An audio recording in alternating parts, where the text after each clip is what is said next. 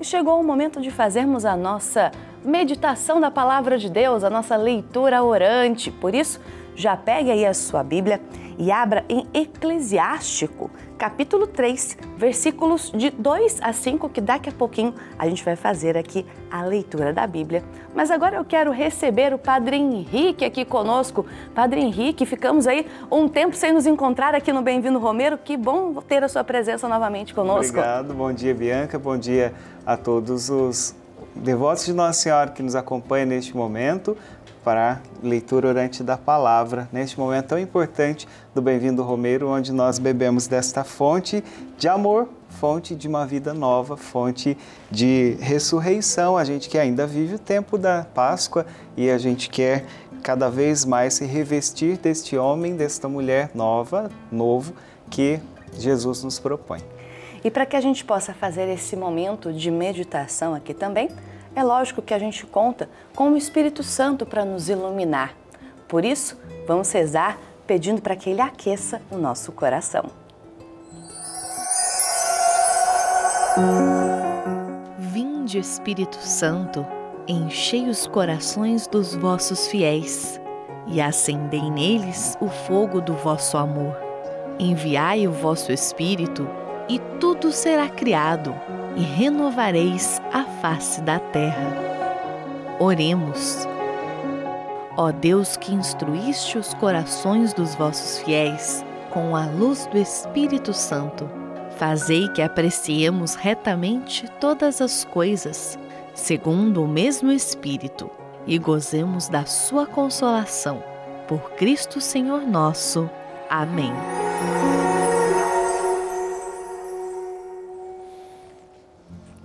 E agora, já iluminados e aquecidos pelo Espírito Santo, vamos ouvir então o que a Bíblia, o que a Palavra de Deus tem a nos dizer. Leitura do livro do Eclesiástico. Ouvi, filhos, a advertência de um pai, e seguia para serdes salvos. Pois Deus glorifica o pai nos filhos e confirma a autoridade da mãe sobre eles. Quem honra o pai, intercede pelos pecados, evita cair neles e é ouvido em sua oração diária. Quem honra a mãe é como alguém que acumula tesouros. Palavra do Senhor, graças a Deus. Padre, diante desses pequenos 2 versículos, mas que dizem muito para a gente, o que a gente tem que fazer, como é que é o nosso caminho a seguir. É um norte, é um direcionamento na nossa vida, não é mesmo? Com certeza. Para quem está nos acompanhando, né, para nós que estamos refletindo agora o livro do Eclesiástico, é importante algumas informações. O livro do Eclesiástico, ou Sirácida, conhecido também por este nome, ele foi escrito antes de Jesus, entre os anos 190 e 180 antes de Cristo. Então, a numeração não é 180, 190, mas o contrário, porque Jesus é o divisor do tempo, né? No bom sentido da palavra. A partir dele nós contamos, né, para frente até chegar no ano que nós estamos e para trás. Então, 190, 180. Por que esse livro chama Eclesiástico? Inicialmente Sirácida. Sirácida porque ele foi escrito por um senhor, por um sábio, que se chamava Ben-Sira, que no grego passou-se a chamar Sirácida. E este livro, um livro sapiencial, um livro de sabedoria, ele foi muito usado pela igreja. Então, igreja, eclésia, daí vem então eclesiástico. Todo livro do Eclesiástico, ele se baseia no temor a Deus e também no Decálogo, nos 10 mandamentos. E a leitura que nós ouvimos hoje, ela está então embasada no Êxodo, quando fala do 5º mandamento de Deus, que é honrar pai e mãe. Pronto, dada essa introdução, a gente então vai aprofundar neste momento naquilo que nós acabamos de refletir, naquilo que nós acabamos de ler, já que o livro do Eclesiástico, ele é esse manual de como viver bem. E é muito interessante porque Eclesiástico vai falar para nós que tudo aquilo que a gente planta, a gente colhe. Então, nós vemos nestas orientações aos filhos de honrar seu pai, de honrar sua mãe, de ser obediente a eles e a elas, para que isso sirva como, isso produza frutos na sua vida, na vida do filho. E ele confirma, o mais bonito da palavra de Deus é confirmar esta autoridade do pai e da mãe.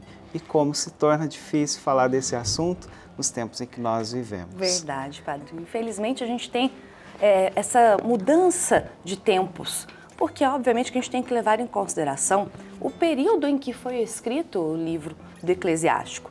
E hoje a gente ainda precisa pensar, necessita ainda de falar que você deve honrar pai e mãe. Por que é tão difícil, Padre, a gente ter essa consciência dessa necessidade de honrar as pessoas, de honrar pai e mãe? Realmente, nós temos hoje a mudança de pensamento, as gerações elas passam rapidamente, né? Então, o que acontece? Há sim esse conflito de tempos, né? Você foi educada pelos seus pais segundo a maneira que eles foram educados pelos pais deles, como eu também. Mas o modo como eles foram criados foi totalmente diferente de nós. E é natural que seja, porque nós vivemos em outros tempos, né? Como é difícil, por exemplo, para os nossos pais aderirem à tecnologia, compreenderem que não é um bicho de 7 cabeças e não é algo do mal, mas é algo que veio para facilitar a nossa vida e muitas vezes causa tanta dificuldade, né?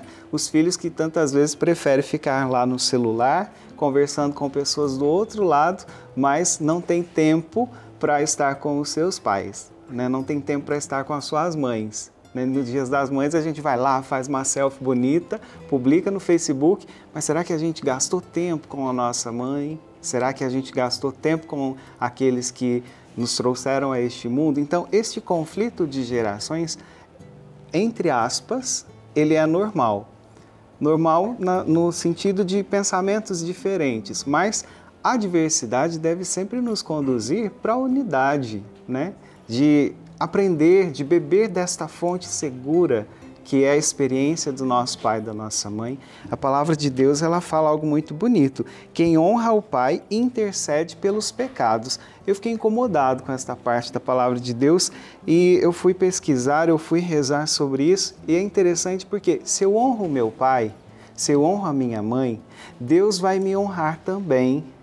E os meus pecados, eles vão sendo não amenizados, porque não é que Deus vai fazer vista grossa, mas Deus vai perceber o meu esforço em honrar aqueles que me trouxeram a este mundo e ver nisso essa minha vontade de crescer, de amadurecer, de estar mais próximo de Deus, que é Pai também. Até porque, Padre, nós somos todos passíveis de erro, nós não somos perfeitos, não é mesmo? A gente está aqui neste mundo justamente para aprender cada vez mais. E nesse aprendizado a gente vai cair aqui, tropeçar ali, escorregar, mas a questão é o que a gente faz a partir também destes erros e o que a gente aprende a partir desses erros. E principalmente quando você procura aí o seu papai, a sua mamãe, quando você vê as experiências deles, você acaba também aprendendo a partir dos erros deles, das experiências deles também. Com certeza.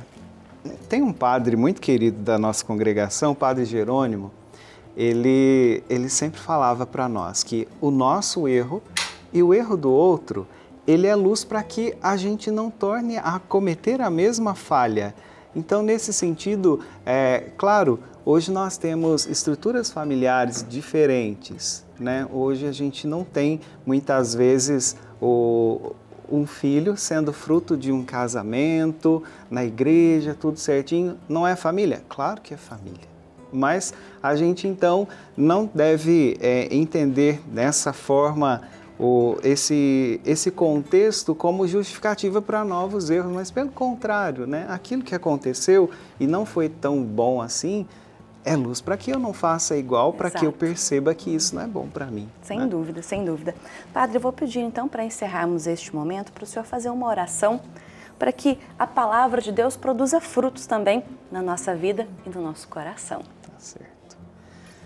Senhor Deus e Pai, nesta manhã de segunda-feira, refletindo sobre a família, a maternidade, a paternidade, nós nos dirigimos a vós, que sois Pai, e pedimos a graça de sermos bons filhos. Pedimos que o Senhor nos ilumine com a luz do seu Espírito Santo de amor, para que sejamos capazes de viver a unidade com aqueles que nos amam e nos trouxeram a este mundo, esta comunhão de amor que nos leva e nos conduz a Ti. Amém. Amém. Obrigada pela presença mais uma vez aqui conosco e obrigada por nos ajudar também a meditar sobre a Palavra de Deus. É uma alegria muito grande estar aqui. Muito obrigada a todos que nos acompanharam neste momento. A gente se encontra na próxima segunda-feira. E eu quero mandar um abraço aqui para uma senhora de BH, que eu não lembro o nome. Mas que encontrou com o senhor. Mas ela foi me procurar no confessionário esse final de semana, dizendo que o neto dela se chama Davi.